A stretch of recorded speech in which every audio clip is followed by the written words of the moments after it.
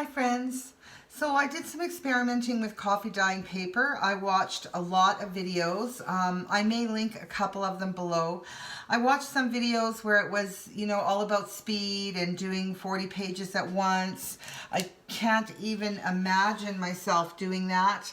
I tend to make what I need for whatever it is I'm making, whatever project I'm working on right at that moment. And I'll make a few extra so that if I mess up, I don't have to stop and remake stuff. But never would I make piles of coffee dyed paper. So I chose a method that was one sheet at a time or 2 sheets at a time. I did them 1 sheet at a time. And I started with hot water and very strong coffee, and I added coffee, instant coffee grounds as I went. So it got stronger and stronger towards the end. So there was quite a variation of color. So I did just some regular notepad note paper. I really like how all of it turned out. I love the coffee dyed edges, and I love that there's different shades of the color based on when it went through.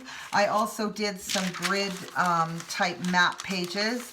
The grid almost disappears from here, but not quite. It's still, you can still see it, and on some you can see it more than others. So I like that as well. I use both of these in my son's Dungeons and Dragons journal. Then I also did some thicker sketchbook paper, which was just blank, but it's a much thicker paper. And I like how that turned out as well. So here you can see I must have set a utensil down or something on that when I was doing it.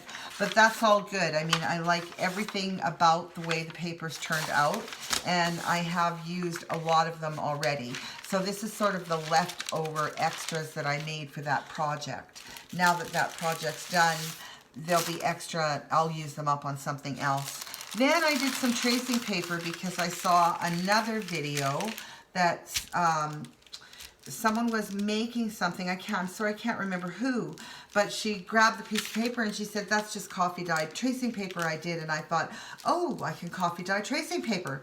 So I did that, and I love it as well. It has more pattern than regular paper, and it's soaked up a good amount of color. I love how it sounds.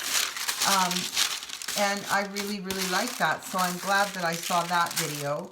So I don't think I would tea stain because although I may try it and see what the difference is in the coloring and the patterns and that sort of thing. But what I did was I would put the paper in the coffee, and then I would sprinkle instant coffee on top of it to make darker patterns here and there on the page. And that was something she was doing in the video. So the coffee, like I said, it got cooler and stronger as I got through the process. So there was quite a variety by the time I was done. And then I did this just to see how it would work, and I'm not so happy with this. On the back it kind of just looks burnt, and on the front it didn't really take. That's very, very sticky, for example, when I touch it. And these are not sticky at all. So this was a map that was made out of, like similar to magazine paper, a thick weighted magazine paper though. So I think if I tried this again, I would sand it first and see if that allowed it to take the color any better, the coffee dyed color any better. So that's it. Those are my results, and I highly recommend coffee dyeing. It was fun. It doesn't take long. They dry in the oven super quick, and even if you're only making a few pages, it's just a little bit of time and a lot of fun. So I am working on my bullet journal, and as soon as I have that done, I will come and do a flip through for you all.